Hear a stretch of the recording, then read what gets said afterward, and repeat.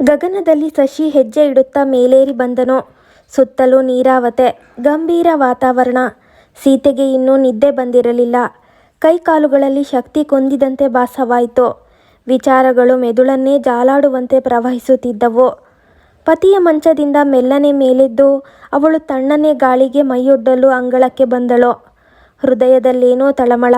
ಸೀತೆಗೆ ಹೆರಿಗೆಯ ದಿವಸಗಳು ಹತ್ತಿರವಾಗುತ್ತಿರುವಂತೆ ಮೈಯೆಲ್ಲ ಇನ್ನೂ ಭಾರವಾದಂತೆ ಎನಿಸುತ್ತಿತ್ತು. ಪ್ರಸೂತಿ ಹೆಣ್ಣಿಗೊಂದು ಶಾಪವೇನೋ ಎಂದುಕೊಂಡಳು. ಗೋಡೆಯ ಗಡಿಯಾರ ಸಮಯದೊಂದಿಗೆ ತಾಳ ಹಾಕಿದಂತಿತ್ತು. ಪತಿ ಶ್ಯಾಮ್ ಒಂದು ಬ್ಯಾಂಕ್ನಲ್ಲಿ ಉದ್ಯೋಗಿಯಾಗಿ 10 ವರ್ಷಗಳೇ ಸಂದಿದ್ದವು. ಮದುವೆ ಮತ್ತು ಉದ್ಯೋಗ ಒಂದೇ ವರ್ಷದಲ್ಲಿ ಶ್ಯಾಮನಿಗೆ ಅಲಂಕರಿಸಿದ್ದವು. ಗೋಪಾಲ ಮತ್ತು ಮಧು 2 ಗಂಡು ಮಕ್ಕಳು ಜನಿಸಿದ ಮೇಲೆ ಸೀತೆ ಈಗ ಪುನಃ ಗರ್ಭಧರಿಸಿದ್ದಳು. ಸೀತೆಯನ್ನು ಕಂಡು ಮಲಗಿದ್ದಲ್ಲಿಯೇ ಓದುತ್ತಿದ್ದ ಶ್ಯಾಮ ಈಗ ಸೀತೆಯ ಹಿಂಬಾಲಕನಾಗಿ ಅಂಗಳಕ್ಕೆ ಬಂದಿದ್ದನು. ಸೀತೆ, ಏನು? ತುಸು ಬೆವರಿದರೂ ಪತಿಯ ಧ್ವನಿಯನ್ನು ಅರಿತು ಕತ್ತಲಲ್ಲಿಯ ಅವನತ್ತ ದೃಷ್ಟಿ ಹರಿಸಿ ನುಡಿದಳು. ಯಾಕೆ ಸೀತೆ ಅಂಗಳಕ್ಕೆ ಬಂದಿರುವೆ? ನಿದ್ದೆ ಬರುತ್ತಿಲ್ಲವೇ? ಮತ್ತೇನ ಚಿಂತೆ ನಿನಗೆ? ಕಾಡ್ಲಿಕ್ಕತ್ತದ? ಏನಿಲ್ಲ ರೀ ಸೀತೆ, ನೋಡು ನನ್ನ ಮುಂದೆ ಹೇಳಬಾರ್ದಾ? ಹಾಗೇನಿಲ್ಲ, ಮನಸ್ನಾಗ ಒಂಥರ ನಿರಾಸೆ ಎಂಥದ್ದು? ಅವಾಸ್ತವ ವಿಚಾರ, ಸಮಾಧಾನನೇ ಇಲ್ಲ. ನಿನಗೀಗ ಗರ್ಭವತಿ, ವಿಚಾರ ಮಾಡಬಾರ್ದು. ನಡಿ ಕೋಣ್ಯಾಗ ತುಸು ಮಲ್ಕೋ, ಮೈ ಹಗುರ ಆಗ್ತದ. ಶ್ಯಾಮನ ಮಾತಿಗೆ ಪ್ರತಿ ಮಾತನಾಡದೆ ಸೀತೆ ಪತಿಯ ಜೊತೆ ಮನೆಯೊಳಕ್ಕೆ ಬಂದಳು. 3 ದಿವಸಗಳಿಂದ ಸತತ ಮಳೆ. ಶ್ಯಾಮ ಮನೆಗೆ ಹೆಜ್ಜೆ ಎಣಿಸುತ್ತಾ ನಡೆದಿದ್ದ. ಮನೆಯ ಸಮೀಪವಾಗುತ್ತಿರುವಂತೆ ಏನೇನೋ ವಿಚಾರ. ದುಡಿತದ ಸಂಬಳ, ಹೊಟ್ಟೆ, ಆಹಾರಕ್ಕೂ ಬಟ್ಟೆಗೂ ಸರಿಹೊಂದಿಸಿದರೆ ಹಣ ಉಳಿದ ಸ್ಕೂಟರ್ ಖರೀದಿಸಲು ಆಗದು. ಸಾಲ ಪಡೆದು ವಾಹನ ಕೊಳ್ಳಲು ಸಂಬಳ ಕಡಿತದ ಯೋಚನೆ.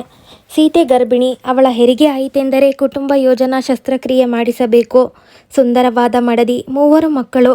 ಜೀವನ ಒಂದು ಸುಖದ ಆಗರ. ವಿಚಾರ ಲೋಕದಲ್ಲಿ ಶ್ಯಾಮ ತೇಲುತ್ತಾ ನಡೆದೆನು. ಮನೆ ಬಂದಿತ್ತು. ಅಂಗಳದಲ್ಲಿ ಸೀತೆ ಕಾಣಲಿಲ್ಲ. ಅಣ್ಣ ಗೋಪಾಲ, ಮಧು ತಂದೆಯ ಹತ್ತಿರಕ್ಕೆ ಬಂದರು. ಅಮ್ಮ ಎಲ್ಲಿ? ಕೇಳಿದ ಶ್ಯಾಮ. ಮನೆಯ ಮುಂದೆ ಜನ ಗುಂಪಾಗಿ ಗಲಾಟೆ ಮಾಡುತ್ತಿದ್ದರು. ಶ್ಯಾಮ ಗುಂಪಿನತ್ತ ಓಡಿದ. ಸೀತೆಯ ಸ್ನೇಹಿತೆ ರಮಾ ಶ್ಯಾಮನನ್ನೇ ಕುತೂಹಲದಿಂದ ನೋಡಿದಳು. ಏನಾಗದ ಸೀತೆಗೆ? ಶ್ಯಾಮನ ಧ್ವನಿಯಲ್ಲಿ ಗಾಬರಿ ಇತ್ತು. ಏನೋ ರೀ ಅಣ್ಣವ್ರೆ, ಹೊತ್ತಾರೆ ಚಂದಾಗೆ ಇದ್ರು, ಈಗ ಏಕಾಏಕಿ ಹಿಂಗಾಗದ? ಏನಾಗೈತೆ ತಿಳಿವಲ್ದು. ನಿಮ್ಗೆ ಫೋನ್ ಮಾಡಿದ್ರೆ ನಿಮ್ಮದು ಜವಾಬೇ ಇಲ್ಲ. ರಮಾಳ ಮಾತು ಕೇಳಿ ಗುಂಪಿನಲ್ಲಿ ಸೀತೆಯನ್ನು ಕಂಡನು. ಕೂದಲು ಚೆಲ್ಲಾಪಿಲ್ಲಿಯಾಗಿ ಹರಡಿಕೊಂಡಿದ್ದವು. ಬಾಯಿಂದ ಬಿಳಿ ನೊರೆ ರಾಶಿ ರಾಶಿಯಾಗಿ ಬರುತ್ತಿತ್ತು. ಅವಳು ಪ್ರಜ್ಞೆಯಿಲ್ಲದ ಅವಸ್ಥೆಯಲ್ಲಿ ಕೈಕಾಲು ಬಡಿಯುತ್ತಿದ್ದಳು. ನಾಲಿಗೆ ಹೊರಗೆ ತೆಗೆದುಕೊಂಡಿತ್ತು. ಗೋಪಾಲ, ಮಧು ಹತ್ತಿರಕ್ಕೆ ಬಂದು ಅಳುತ್ತಿದ್ದರು. ಮಕ್ಕಳ ಭುಜ ತಟ್ಟುತ್ತಾ ಜನರ ಮಧ್ಯಕ್ಕೆ ಅವಸರದಿಂದ ಹೋದ ಶ್ಯಾಮ. ಆಸ್ಪತ್ರೆಗೆ ಸೀತೆಯನ್ನು ಕರೆದು ತಂದಾಗ ವೈದ್ಯರು ಸೀತೆಯ ಆರೋಗ್ಯ ಪೂರ್ತಿಯಾಗಿ ತಪಾಸಿಸಿದರು. ಶ್ಯಾಮನನ್ನು ಅಲ್ಲಿಂದ ದೂರಕ್ಕೆ ಕರೆದರು. ನೀವೆಯೋ ಇವರ ಪತಿ? ಹೌದು ಸರ್, ಇದು ಸೀರಿಯಸ್ ಕೇಸು. ಇನ್ನು ಡೆಲಿವರಿ ಡೇಟ್ ಯಾವಾಗ? ಇನ್ನು2 ವಾರ ಸರ್. ಹೌದೇ? ಆದರೇನು? ನನ್ನ ಸೀತೆಗೇನಾಗುವುದಿಲ್ಲವಲ್ಲ? ನೋಡಿ, ಈ ಕೂಡಲೇ ಇವರ ಡೆಲಿವರಿ ಪ್ರಯತ್ನಿಸುವುದು ಒಳ್ಳೆಯದು. ನೋಡಿ ಸರ್, ಹೇಗಾದರೂ ಮಾಡಿ ಸೀತೆಯನ್ನು ಉಳಿಸಿಕೊಡಿ. ನಮ್ಮ ಪ್ರಯತ್ನ ನಿಮ್ಮ ಸುದೈವ. Don't worry. ವೈದ್ಯರು ಬೆನ್ನು ತಟ್ಟಿದರು. ಶ್ಯಾಮ ಅವರು ಕೇಳಿದ ಔಷಧಿಗಳನ್ನು ತಂದುಕೊಟ್ಟು ಯೋಚಿಸುತ್ತಾ ಕುಳಿತ. ಮಧು, ಗೋಪಾಲ ತಂದೆಯನ್ನು ಸುತ್ತುವರಿದು ಅಮ್ಮ ಎಂದು ಅಳುತ್ತಿದ್ದರು. ಒಳಕೋಣೆಯಲ್ಲಿ ಸೀತೆಗೆ ಏನು ಮಾಡುತ್ತಿರುವವರೋ ಊಹಿಸಿಕೊಂಡು ಸಂಕಟ ಪಡುತ್ತಿದ್ದ ಶ್ಯಾಮ ಬೇಗ ಗುಣವಾಗಲೆನ್ನುತ್ತಿದ್ದ. ವೈದ್ಯರು ಎಷ್ಟು ಪ್ರಯತ್ನ ಪಟ್ಟರೂ ಪ್ರಸೂತಿ ಆಗುತ್ತಲೇ ಸೀತೆ ಪ್ರಾಣ ಕಳೆದುಕೊಂಡು ಶವವಾಗಿದ್ದಳು. ಹುಟ್ಟಿದ ಹೆಣ್ಣು ಮಗು ತೊಟ್ಟಿಲಲ್ಲಿ ಮಲಗಿ ರೋದಿಸುತ್ತಿತ್ತು. ಸುದ್ದಿ ತಿಳಿದು ಶ್ಯಾಮ ದೊಡ್ಡ ರಾಗ ತೆಗೆದು ಕಣ್ಣೀರಿಟ್ಟ. ಈಗ ಡಾಕ್ಟರು ಶ್ಯಾಮನ ಹತ್ತಿರಕ್ಕೆ ಬಂದು ಭುಜ ತಟ್ಟಿದ್ದರು. ಸ್ವಲ್ಪ ಸಮಾಧಾನ ತಂದುಕೊಳ್ಳಿ. ಈ ಪುಟ್ಟ ಕಂದಮ್ಮಗಳು ನೀವು ಅಳುತ್ತಿದ್ದರೆ ಇನ್ನಷ್ಟು ಎದೆಗೆಟ್ಟು ದುಃಖಿಸುವವು. ಏನು ಮಾಡುವುದು ಸರ್, ವಿಧಿ ನನ್ನೊಂದಿಗೆ ಆಟ ಆಡಿದೆ. ನನ್ನ ಬಾಳು ಈಗ ಎದುರಿಸಲಾಗದ ಬಿರುಗಾಳಿ. ಕಷ್ಟ ಸುಖ ಬಾಳಿನ 2 ಮುಖಗಳು. ಸುಖ ಬಂದಾಗ ಹಿಗ್ಗದೆ, ದುಃಖ ಸುಳಿದಾಗ ಕುಗ್ಗದೆ ಬಾಳುವುದೇ ಮನುಷ್ಯನ ಸಹಜ ಧರ್ಮ. ಹೀಗೆಲ್ಲ ವಿಚಾರ ಮಾಡುವುದರಿಂದ ನೀವು ಇನ್ನಷ್ಟು ನಿಸ್ಸಹಾಯಕರಾಗುತ್ತೀರಿ. ಸ್ಥೈರ್ಯ ಕಾಯ್ದುಕೊಳ್ಳಿ. ದೇವರು ನಿಮಗೆ ಕಲ್ಯಾಣ ಮಾಡುತ್ತಾನೆ. ಅಕ್ಕ ಕಸ್ತೂರಿ, ಅವಳ ನಾದಿನಿ ಕಲಾ, ಭಾವ ರಾಮಚಂದ್ರ ಸೀತೆ ತೀರಿಕೊಂಡ ಸುದ್ದಿ ತಿಳಿದು ಬಂದಿದ್ದರು. ಉಳಿದ ಪರಿವಾರವಾದರೂ ಬಂದು ಶ್ಯಾಮನ ಕಷ್ಟದಲ್ಲಿ ಭಾಗಿಯಾದರು. ಅಂತ್ಯಕ್ರಿಯೆ ಸೂತಕದ ದಿನಗಳು ಮುಗಿಯುವವರೆಗೂ ಕಸ್ತೂರಿ ಉಳಿದು ಮುರಿದ ಸಂಸಾರದ ಬಗ್ಗೆ ಶ್ಯಾಮನಿಗೆ ಧೈರ್ಯ ನೀಡಿದಳು. ಹೋಗುವ ಮುಂಚೆ ತನ್ನ ನಾದಿನಿ ಕಲ್ಲಾಳಿಗೆ ಶ್ಯಾಮನ ಬಾಳಿನಲ್ಲಿ ಕೆಲವು ದಿನದ ಮಟ್ಟಿಗೆ ಕಾರ್ಯನಿರ್ವಹಿಸಲು ಬಿಟ್ಟು ಹೋದಳು. ಕಲಾ ಸಮಾಧಾನದ ತುಂಬಿದ ಹುಡುಗಿ. ಅತ್ತಿಗೆ ನೆಂಟರಿಷ್ಟರು ಹೋದ ಮೇಲೆ ಶ್ಯಾಮನ ಮನೆಯ ಸಂಸಾರ ಸುಧಾರಿಸುವುದು ತನ್ನ ಕರ್ತವ್ಯವೆಂದು ಮನಗಂಡಳು. ಪುಟ್ಟ ಮಕ್ಕಳು ನಿರಾಶೆಯಿಂದ ಬಳಲಿದ್ದ ಶ್ಯಾಮನನ್ನು ಕಂಡು ಕಲಾಳಿಗೆ ಅಯ್ಯೋ ಎನಿಸುತ್ತಿತ್ತು. ಬ್ಯಾಂಕಿಗೆ ಹೋಗುವ ಮುಂಚೆ ಶ್ಯಾಮನಿಗಾಗಿ ತಿಂಡಿ ವ್ಯವಸ್ಥೆ, ಕಾನ್ವೆಂಟಿಗೆ ಹೋಗುತ್ತಿರುವ 8 ವರ್ಷದ ಗೋಪಾಲ, 6 ವರ್ಷದ ಮಧುರವರಿಗೆ ಸ್ಕೂಲ್ ಟೈಮಿಂಗ್ನವರೆಗೆ ತಿಂಡಿ, ಟಿಫನ್, ಯೂನಿಫಾರ್ಮ್ ಎಲ್ಲದರ ಬಗ್ಗೆ ಕಾಳಜಿ ಮಾಡಿ ಕಲಾ ದುಡಿಯುವುದು ಕಂಡು ಶ್ಯಾಮನಿಗೂ ಅಯ್ಯೋ ಎನಿಸುತ್ತಿತ್ತು. ತನ್ನ ಸಂಸಾರಕ್ಕೆ ಕಲಾ ಎಷ್ಟೊಂದು ಕಿಟಿಪಿಟಿ ಮಾಡುತ್ತಾಳೆ ಪಾಪ ಅಂದುಕೊಂಡು ಅವಳ ಕರ್ತವ್ಯಗಳಲ್ಲಿ ಶ್ಯಾಮ ಸೀತೆಯನ್ನು ಕೆಲವು ದಿನ ಮರೆತಂತಿದ್ದ. 6 ತಿಂಗಳು ಗತಿಸಿದ ಕಲಾಳಿಗೆ ಈಗೀಗ ಬೇಸರ ಬರತೊಡಗಿತ್ತು. ತಾಯಿ ತಂದೆ ಸಹೋದರರನ್ನು ಕಾಣುವ ಕಾತರ ಕಾಡುತ್ತಿತ್ತು. ಕಲಾ ತನ್ನ ಮನದ ದುಗುಡ ಒಂದು ರವಿವಾರ ಶ್ಯಾಮನ ಮುಂದೆ ಬಿಚ್ಚಿಟ್ಟಳು. ಅಂದು ಶ್ಯಾಮ ಒಳಕೋಣೆಯಲ್ಲಿ ಕುಳಿತು ಶ್ರೀ ವಿವೇಕಾನಂದರ ಜೀವವೀಶ್ವರ ಧರ್ಮ ಪುಸ್ತಕವನ್ನು ಗಂಭೀರವಾಗಿ ಅಧ್ಯಯನ ಮಾಡುತ್ತಿದ್ದ. ಒಳಕೋಣೆಗೆ ಬಂದ ಕಲಾ ಶ್ಯಾಮನನ್ನು ಮೆಲ್ಲಗೆ ಅನುಕಂಪದಿಂದ ಮಾತನಾಡಿದಳು. ಏನಮ್ಮ ಕಲಾ, ಅಣ್ಣ ನಾನು ನಮ್ಮ ಮನೆಗೆ ಹೋಗುವ ವಿಚಾರ ಮಾಡಿರುವೆ. ಇರಬಾರ್ದ ಇನ್ನೂ ಕೆಲವು ದಿವಸ? ಬೇಜಾರೋ ಅಥವಾ ಮಕ್ಕಳೇನಾದರೂ ಕಷ್ಟ ಕೊಡ್ಲಿಕ್ಕತ್ತಾವ್ರೋ? ಏನು ಹಾಗೇನಿಲ್ಲ. ಹೌದಮ್ಮ ಕಲಾ, ಪಾಪ ನೀನು ಎಷ್ಟು ದಿನ ಇರ್ತಿ ನಮ್ಮ ಮಕ್ಕಳಿಗೆ ಮತ್ತು ನನಗೆ ಭಾಳ ಸೇವೆ ಮಾಡಿದ್ಯಮ್ಮ. ನಿನ್ನ ಉಪಕಾರ ಮರೆಯೋ ಹಂಗ ಇಲ್ಲ. ಅಣ್ಣ ನಾನೊಂದು ಮಾತು ಹೇಳಲೆ? ಎಂಥದಮ್ಮ? ನೀವು ದಿನ ಹೀಗೆ ಹತ್ಕೋತಾ ಕುಳಿತ್ರ ಗೋಪಾಲ ಮಧು ಇನ್ನ ಅಳ್ತಾರ. ಅದಕ್ಕ ತಿಳುವಳಿಕೆ ಬರೋವರೆಗೂ ಅಳ್ತಾವ. ಏನು ಮಾಡ್ಲಿಕ್ಕಾಗ್ತದ? ಅದಕ್ಕ ನನಗೊಂದು ವಿಚಾರ. ಅದೆಂಥ ವಿಚಾರ ಕಲಾ? ನೀವು ನನ್ನ ಮಾತು ನಡೆಸ್ಕೊಡ್ತೀರಾ ಅಣ್ಣ? ಎಂಥ ಮಾತು? ಮೊದಲು ಉತ್ತರ ಕೊಡ್ರಿ. ಶಂಕೆ ಇದ್ದರ ನಡೆಸ್ಕೊಡ್ತೀನಿ ಕಲಾ. ಶಕ್ಯ ಅದ. ನೀವು ಇನ್ನೊಂದು ಲಗ್ನ ಯಾಕಾಗಬಾರ್ದು ಕಲಾ? ಯಾಕಣ್ಣ? ನಾನು ಕೇಳಿದ್ದು ಬೇಜಾರಾಯಿತು? ಹಾಗಲ್ಲ ಮಗು, ನಿಂಗ ನನ್ನ ವಿಚಾರ ತಿಳುವಲ್ದು. ನೀನು ಈ ಪ್ರಪಂಚದಾಗ ಭಾಳ ಸಣ್ಣಕಿ. ಈ ಜಗತ್ತು ರಗಡ ಸ್ವಾರ್ಥಿ ಅದ. ಇಂಥದ್ರಾಗ ಇನ್ನೊಂದು ಲಗ್ನ ಆಗಿ ಈ ಸಣ್ಣ ಮಕ್ಕಳಿಗೆ ಪರದೇಸಿ ಮಾಡೋದು ನನಗೆ ಇಷ್ಟ ಇಲ್ಲ. ಶ್ಯಾಮನ ಕಣ್ಣಲ್ಲಿ ನೀರು ತುಂಬಿ ಬಂದಿತ್ತು. ಗೋಪಾಲ ಮಧು ಅಂಗಳದಲ್ಲಿ ಚೆಂಡಿನಾಟ ಆಡುತ್ತಿದ್ದರು. ಪುಟ್ಟ ಮಗು ಶಾರದಿ ತೊಟ್ಟಿಲಲ್ಲಿ ಆಡುತ್ತಿತ್ತು. ಲಗ್ನ ಆದ್ರ ಮಕ್ಕಳ್ಯಾಕೆ ಪರದೇಸಿ ಆಗ್ತಾವು? ಮಲತಾಯಿ ಹೆಣ್ಣು ಬಂದಳೆಂದರೆ ಈ ಮಕ್ಕಳ ಗತಿ ಅಧೋಗತಿ. ನನ್ನ ಸುಖ ನೋಡಿದ್ರ ಮಕ್ಕಳ ಭವಿಷ್ಯ ಹಾಳಾಗ್ತದೆ ಕಲಾ. ಅಣ್ಣ ನಾನೇನಾದ್ರೂ ಗೈರು ಮಾತಾಡಿನೇನು? ನೀವು ಮದುವೆ ಆದರೆ ವೈನಿ ಬರ್ತಾಳೆ ಮತ್ತು ಈ ಮನೆಯಾಗ ಬೆಳಕು ಮೂಡಕದ. ಸೀತಾ ವೈನಿ ಆತ್ಮಕ್ಕ ಶಾಂತಿ ಸಿಗ್ತದ. ನೀವು ತಿಳಿದಂಗೆ ಮಲತಾಯಿ ಅನ್ನೋರೆಲ್ಲ ಕೆಟ್ಟವರು ಇರ್ತಾರೇನು? ಅಣ್ಣ ನನ್ನ ಮಾತು ಹಿರಿಯರ ಮಾತ ಅಂತ ತಿಳಿದು ಒಪ್ರಿ. ನಿಮ್ಮ ನಿರ್ಧಾರ ಬದಲಿಸುವ ತನಕ ನಾನು ನಮ್ಮೂರಿಗೆ ಹೋಗೋದಿಲ್ಲ. ಅಯ್ಯೋ ಹುಚ್ಚುಡ್ಗಿ, ನೀನು ಅಂತಸ್ಕರಣದ ಮಾತಿಗೆ ನಾನು ಒಪ್ಪಿದರೂ ನನಗೆ ಯಾರು ಕನ್ಯಾ ಕೊಡಬೇಕು? ನೀವು ಹೂ ಅನ್ರಿ. ಆಗ್ಲಮ್ಮ ಕಲಾ. ತಂಗಿ ನೀನು ಸಣ್ಣಾಕಿ ಆದರೂ ನಿನ್ನಲ್ಲಿ ಉನ್ನತ ವಿಚಾರ ಇದೆ. ನಿನ್ನ ಮುಂದೆ ನಾನು ತುಂಬ ಕುಬ್ಜನಾಗಿ ಆದೆನಮ್ಮ. ಯಾಕ ಕಲಾ ಸುಮ್ಮನಾದೆ? ಅಣ್ಣ ಈಗ ಇನ್ನೊಂದು ವಿಚಾರ. ನೀವು ಒಪ್ತೀರೆಂದರೆ ನನ್ನ ಸ್ನೇಹಿತೆ ವೈಶಾಲಿ ಇದ್ದಾಳೆ. ಅವಳಿಗಿನ್ನೂ ಮದುವೆ ಇಲ್ಲ. ಸ್ವಲ್ಪ ಕುರುಪಿ, ಅದರ ಹೃದಯದಿಂದ ಚೆಲುವಿ. ನಾನು ಹೇಳಿದ್ದು ಬೇಸರ ಆಯ್ತೇನು ಮತ್ತೆ? ನೀವು ತಿಳ್ದಂಗೆ ನನ್ನಲ್ಲೇನೂ ಸ್ವಾರ್ಥವಿಲ್ಲ. ಅಂದ್ರ ಭಾಳ ದಿವಸದಿಂದ ಲಗ್ನ ಆಗದ ಉಳಿದ ಗೆಳತಿಯ ಮದುವೆ ಬಗ್ಗೆ ಕಟಿಪಿಟಿ ಮಾಡ್ತಾಳೇನೋ ಅಂತ ಅಂದ್ಕೊಂಡಿರಿ ಮತ್ತೆ? ಎಂಥದಮ್ಮ ಸ್ವಾರ್ಥ ನಿನ್ನದು? ನೀ ತಿಳ್ದಂಗೆ ಎಂಥದೂ ಇಲ್ಲ. ನಿನ್ನ ಮಾತಲ್ಲಿ ಸೂರ್ಯನಂತ ಬೆಳಕಾದ. ಆದರೆ ಅವಳ ವಯಸ್ಸಿನಲ್ಲಿ ಚಿಕ್ಕವಳಿರಬಹುದೇನೋ. ವೈಶಾಲಿಗೆ 22 ವರ್ಷ ಅಂದಳು ಕಲಾ. ಅಯ್ಯೋ ನಂಗೋ 38 ವರ್ಷ. ಅವಳಿಗೆ 22. ನನ್ನ ಮುಂದೆ ಅವಳು ಪುಟ್ಟ ಹುಡುಗಿ. ಅವಳಿಗೆ ತನ್ನದಾದ ಕನಸಿನ ಹಂದರ. ನಂದು 3 ಮಕ್ಕಳ ತಂದೆಯ ಸಂಸಾರ. ಅವಳಿಗೆ ಲಗ್ನ ಆದರೆ ಅವಳ ಕನಸು ಹಾಳಾಗ್ತವ. ನಿಮ್ಮ ಸಂಸಾರ ಉದ್ಧಾರ ಆಗ್ತದ. ಆ ಬಗ್ಗೆ ಭಾಳ ವಿಚಾರ ಮಾಡಬ್ಯಾಡ್ರಿ ಅಣ್ಣ. ಕಲಾ ನಿಜವಾಗಲಿಯೂ ನೀನು ಮಾಯಾವಿ. ಎಂತಹವರ ಹೃದಯ ಗೆದ್ದುಕೊಳ್ಳುವ ಶುಭ್ರ ಮನಸ್ಸಿನವಳು. ನಿನ್ನ ಬಾಳು ಸುಖದ ಬಾಳಾಗಲಿ. ನಿನ್ನ ವಿಚಾರ ನಗು ಸದಾ ಹಸಿರಾಗಿರಲಿ. ಶ್ಯಾಮ ಕಲಾಳ ಹಣೆಗೆ ಪ್ರೀತಿಯಿಂದ ಎದ್ದು ಮುತ್ತಿಟ್ಟ. ಗೋಪಾಲ ಮಧು ಓಡಿ ಬಂದು ಶ್ಯಾಮನನ್ನು ಅಪ್ಪಿಕೊಂಡರು. ತೊಟ್ಲಲ್ಲಿ ಪುಟ್ಟ ಮಗು ಶಾರದಿ ಕಾಲು ಬಡಿದು ಆಡುತ್ತಿತ್ತು. ಲಗ್ನ ಮಂಟಪದಲ್ಲಿ ಸಡಗರ. ಅಕ್ಕ, ಭಾವ, ಕಲಾ ಹಾಗೂ ಶ್ಯಾಮನ ಹಿತೈಷಿಗಳೆಲ್ಲ ಶ್ಯಾಮನ ಲಗ್ನಕ್ಕೆ ಬಂದಿದ್ದರು. ಕಲಾ ಅಣ್ಣನ ಮದುವೆ ತಾನ ಮಾಡುತ್ತಿರುವ ಹಾಗೆ ಜನರ ಮಧ್ಯೆ ಅಡ್ಡಾಡುತ್ತಿದ್ದಳು. ಗೋಪಾಲ ಮಧುರವರಿಗೆ ಲಗ್ನ ಮಂಟಪ, ಜನರ ಗಲಾಟೆ ಕಂಡು ಎಂತಹುದೋ ಸಂತಸ. ತನ್ನ ವಾರಗೆಯ ಹುಡುಗಿಯರೊಂದಿಗೆ ಆಟವಾಡುತ್ತಾ ಕುಣಿದಾಡುತ್ತಿದ್ದರು. ಲಗ್ನ ಮಂಟಪದಲ್ಲಿ ತನ್ನ ಬದಿಯಲ್ಲೇ ಕುಳಿತ ಶ್ಯಾಮನಿಗೆ ವೈಶಾಲಿ ಕದ್ದು ನೋಡಿದ್ದಳು. ತಲೆಯಲ್ಲಿ ಅಲ್ಲಲ್ಲಿ ಕಂಡ ಬಿಡಿಗೂದಲು, ಸೊರಗಿ ಹೋದ ದೇಹ, ಆಳಕ್ಕೆ ಇಳಿದ ಕಣ್ಣು ನೋಡಿ ಏನೇನೋ ನೆನಪಾದವು. ಬದುಕು ಹೂ ಹಾಸಿಗೆಯಲ್ಲ, ಮುಳ್ಳಿನ ಕಂತೆ ಅಂದುಕೊಂಡಳು ವೈಶಾಲಿ. ವೈಶಾಲಿಗೆ ನೋಡುತ್ತಿದ್ದರೆ ಸೀತೆಯ ನೆನಪಾದಳು. ಅಂದು ಇಂತಹದೇ ಮಂಟಪದಲ್ಲಿ ಸೀತೆಯು ತನ್ನ ಸಂಗಾತಿಯಾಗಿ ಕದ್ದು ನೋಡುತ್ತಿದ್ದಳು. ಎಲ್ಲವೂ ವಿಧಿಯ ಕೈವಾಡವೆಂದು ಶ್ಯಾಮ ನಿಟ್ಟುಸಿರು ಬಿಟ್ಟರು. ಜೀವನ ಪರ್ಯಂತವೂ ಧರ್ಮ ಅರ್ಥ ಕಾಮಗಳಲ್ಲಿ ಸಮಭಾಗಿಯಾಗಿರುವ ಸಪ್ತಪದಗಳನ್ನು ತುಳಿದು ಸೀತೆ ಮಧ್ಯಬಾಳಿನಲ್ಲಿಯೇ ಅಗಲಿ ಹೋಗಿದ್ದಳು. ಮೋಕ್ಷಕ್ಕಾಗಿ ಹಾತೊರೆಯುವಂತೆ ತನ್ನ ಮೇಲೆ ಎಲ್ಲ ಭಾರವನ್ನು ಹಾಕಿ ಹಾಯಾಗಿ ಸರಿದಳು ಅಂದುಕೊಂಡ ಶ್ಯಾಮ. ಮದುವೆ ಮುಗಿದು ಭೋಜನ ಕೂಟಗಳಾದ ಮೇಲೆ ಜನರು ಕಡಿಮೆಯಾಗತೊಡಗಿದರು. ಸಂಜೆ ತನಕವೂ ಮದುವೆಯ ಬಾಕಿ ಉಳಿದ ಇತರ ಕಾರ್ಯಕ್ರಮ ಜರುಗುತ್ತಿದ್ದವು.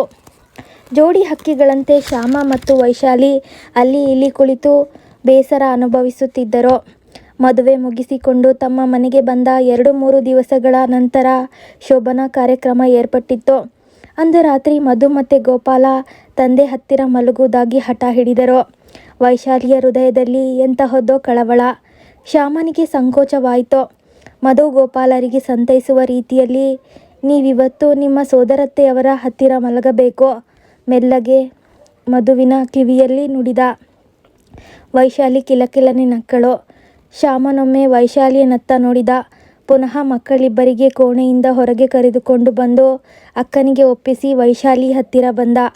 ವೈಶಾಲಿ ಕೈಯಲ್ಲಿ ಪುಟ್ಟ ಶಾರದಿ ರಾಗ ತೆಗೆದು ಅಳುತ್ತಿತ್ತು. ಶ್ಯಾಮನಿಗೆ ತುಂಬ ಮುಜುಗರವಾಯಿತು. ಮಗುವನ್ನು ಎತ್ತಿಕೊಂಡು ವೈಶಾಲಿ ಶೃಂಗರಿಸಿದ ಕೋಣೆಗೆ ನಡೆದು ಬಂದಳು. ವೈಶಾಲಿ, ನನ್ನ ಕ್ಷಮಿಸು. ಯಾವ ಕಾರಣಕ್ಕೆ ಹೂವನ್ನು ಮುಡಿದುಕೊಂಡು ಬೆಡ್ಲಾಂ ಬೆಳಕಿನಲ್ಲಿ ವೈಶಾಲಿ ನುಡಿದಳು. ಟೀ ಟೇಬಲ್ ಮೇಲಿದ್ದ ಹಣ್ಣು ಹಾಲು ವಧುವರರ ಚಲನವಲನ ವೀಕ್ಷಿಸಿದಂತಿದ್ದವು. ಶಾರದಿ ಈಗ ವೈಶಾಲಿಯ ಮಡಿಲಲ್ಲಿ ನಿದ್ರಿಸಿತ್ತು. ಈಗಾಗಲೇ ನಾನೊಂದು ಲಗ್ನವಾಗಿ ವಿಧುರನಾದವನು. ನನ್ನ ಸುಖಕ್ಕೆ ಈಗ ನಿನ್ನ ಜೀವನ ಬಲಿಯಾಗಬೇಕೇನೋ? ನೋಡ್ರಿ, ನೀವು ಹೀಗೆಲ್ಲ ವಿಚಾರ ಮಾಡಬಾರ್ದು. ಹೆಣ್ಣು ಲಗ್ನ ಆಗಿ ಪತಿ ಮನೆಗೆ ಬರ್ತಾಳೆಂದರೆ ಗಂಡನ ಜೊತೆ ಅವಳ ಸುಖನೂ ಇರ್ತದೆ. ತಾಯಿ ತಂದೆ ಸೋದರರಿಗೆ ಬಿಟ್ಟು ಬಂದೀನಿ ಅಂದ್ರ ಇಬ್ಬರ ಸುಖಕ್ಕೂ. ಆದರೆ ನೀವು ನಿರಾಶರಾಗಿ ಮಾತಾಡಬ್ಯಾಡ್ರಿ. ನಿಮ್ಮ ಬಾಳಿನ ಊರುಗೋಲು ಆಗುವ ಇಚ್ಛಾ ನನ್ನದು. ಎಷ್ಟೊಂದು ದೊಡ್ಡ ವಿಚಾರ ನಿಂದು. ಆದ್ರ ನನ್ನ ಮಕ್ಕಳ ಸುಖಕ್ಕೆ ನಿಂಗೆ ಲಗ್ನ ಆಗಿದ್ದು ನನ್ನ ಸ್ವಾರ್ಥ ಅಲ್ದ ಮತ್ತೇನು? ವೈಶಾಲಿ. ಮಂಚದ ಮೇಲೆ ಕುಳಿತ ವೈಶಾಲಿಗೆ ಶ್ಯಾಮ ಆಲಂಗಿಸಿಕೊಂಡ. ಆದರೆ ಸಹಕರಿಸದೆ ಸುಮ್ಮನಾದಳು. ಶ್ಯಾಮನಿಗೆ ಅರ್ಥವಾಗಲಿಲ್ಲ. ವೈಶಾಲಿ ತನ್ನ ಹತ್ತಿರಕ್ಕೆ ಮಗು ಶಾರದೆಯನ್ನು ಮಲಗಿಸಿಕೊಂಡಳು. ವೈಶಾಲಿ ಸಹಕರಿಸದೇ ಇರುವುದು ಯೋಚನೆಗೀಡು ಮಾಡಿತ್ತು ಶ್ಯಾಮನಿಗೆ. ಪ್ರಥಮ ರಾತ್ರಿ ತನ್ನೊಂದಿಗೆ ಪ್ರೀತಿ ಹಂಚಿಕೊಳ್ಳದಿರುವುದಕ್ಕೆ ಮನದಲ್ಲಿ ಹೊಯ್ದಾಟಗಳನ್ನು ಅನುಭವಿಸಿದನು. ಶ್ಯಾಮ 2-3 ದಿವಸಗಳ ನಂತರ ವೈಶಾಲಿಯೊಂದಿಗೆ ಚರ್ಚಿಸಿದನು. ವೈಶಾಲಿ, ಏನು ಇಬ್ಬರ ಸುಖಕ್ಕೆ ಬಂದೀನಿ ಎಂದವಳು ಹೀಗೇಕೆ ವೈಶಾಲಿ? ನಿಮ್ಮ ಮಕ್ಕಳ ಸುಖಕ್ಕ? ಅಂದರೆ ನಾನು ಕುಟುಂಬ ಯೋಜನೆಯ ಶಸ್ತ್ರಚಿಕಿತ್ಸೆ ಮಾಡಿಸಿಕೊಳ್ಳುವ ನಿರ್ಧಾರ ಮಾಡೀನಿ. ನನಗೆ ಮಕ್ಕಳಾದರೆ ನಿಮ್ಮ ಮಕ್ಕಳ ಮೇಲೆ ಪ್ರೀತಿ ಕಡಿಮೆ ಆಗ್ತದ. ಅಲ್ಲಿಯವರೆಗೂ ಯಾಕ್ರಿ, ನಿಮ್ಗೇನಾರ ಬೇಸರ ಆಯ್ತೇನೋ? ವೈಶಾಲಿ, ನಿನ್ನ ಹೆಸರಿನ ತಕ್ಕಂಗ ಸ್ವಭಾವ. ಆದರೆ ಇಷ್ಟು ಲಘುನೇ ದುಡುಕಬೇಡ. ಒಂದಾದರೂ ನಿಂಗೆ ಮಗು ಆಗಲಿ. ಅಲ್ಲಿಯವರೆಗೂ. ಶ್ಯಾಮ ಮೆಲ್ಲನೆ ವೈಶಾಲಿಯ ಮೃದು ಬೆರಳುಗಳನ್ನು ಅದುಮಿದ.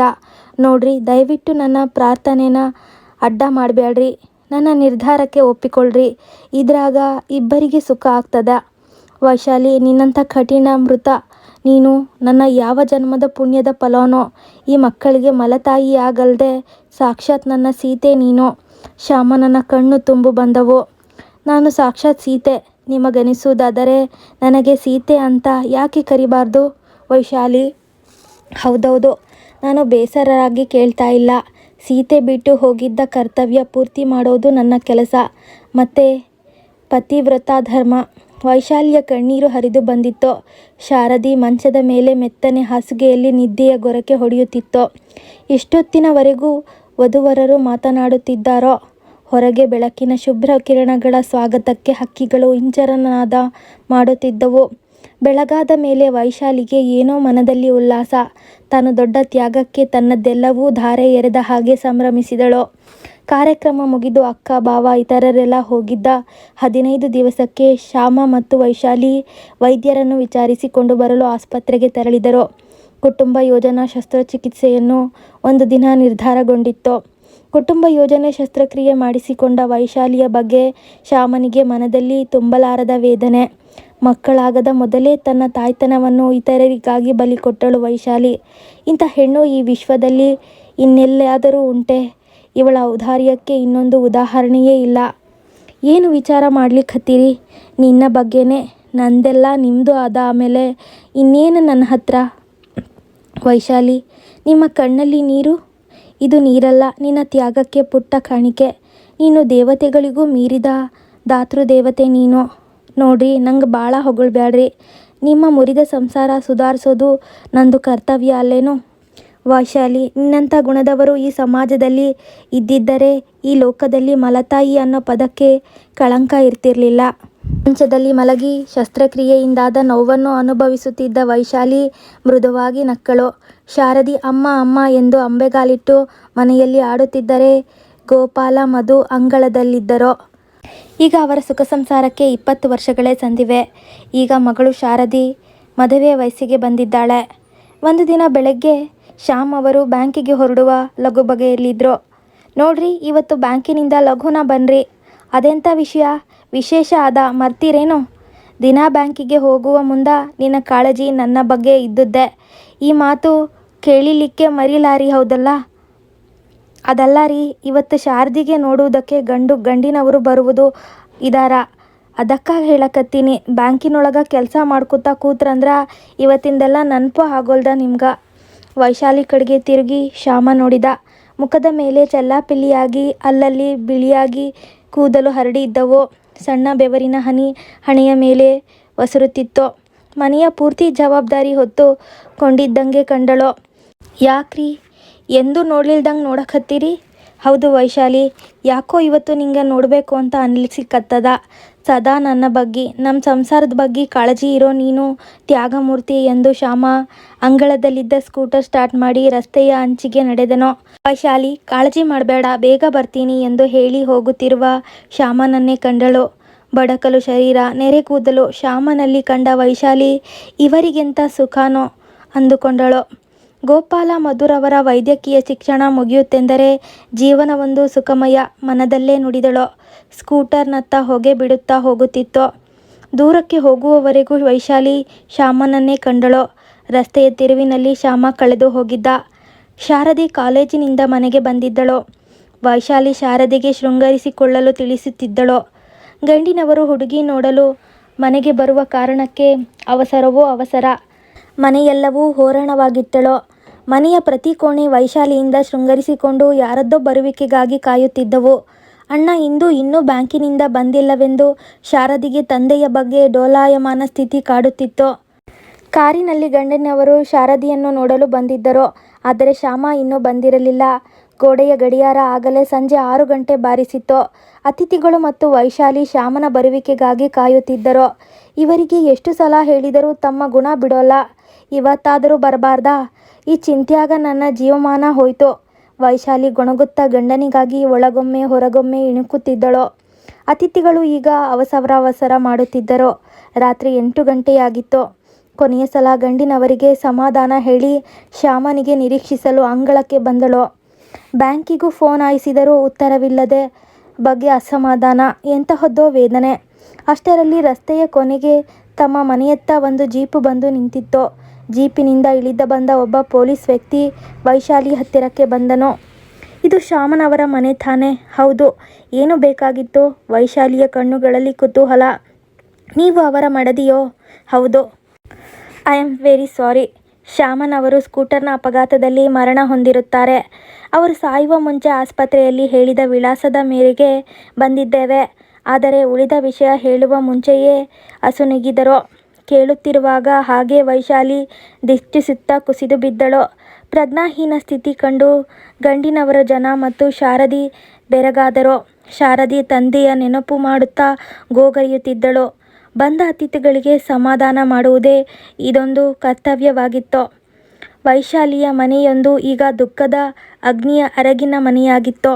ನಲ್ಲಿ ಬಹುದೊಡ್ಡ ದುರಂತ ಎದುರಿಸುವುದೊಂದೇ ವೈಶಾಲಿಯ ಮುಂದಿರುವ ಸವಾಲು. ಮತ್ತೊಮ್ಮೆ ತನ್ನದೆಲ್ಲ ಸುಖ ದುಃಖ ಹೋಮಗೈದು ತ್ಯಾಗಕ್ಕೆ ನಿಂತಳು. ಮುಂದೆ ವೈಶಾಲಿಯ ತ್ಯಾಗವೇನು, ಹಾಗೆ ಮಕ್ಕಳ ಜವಾಬ್ದಾರಿಯನ್ನು ಹೇಗೆ ನಿಭಾಯಿಸಿದ್ಲು ಅನ್ನೋದನ್ನು ನಾಳಿನ ಸಂಚಿಕೆಯಲ್ಲಿ ತಿಳಿದುಕೊಳ್ಳೋಣ. ಈ ಕಥೆ ಇಷ್ಟವಾಗಿದ್ದರೆ ಒಂದು ಲೈಕ್ ಕೊಡೋದನ್ನು ಮಾತ್ರ ಮರಿಬೇಡಿ. ಹಾಗೆ ಸಬ್ಸ್ಕ್ರೈಬ್ ಮಾಡ್ಕೊಳ್ಳೆ. ಕಥೆನ ಕೇಳ್ತಿದ್ರೆ ದಯವಿಟ್ಟು ಸಬ್ಸ್ಕ್ರೈಬ್ ಮಾಡಿ.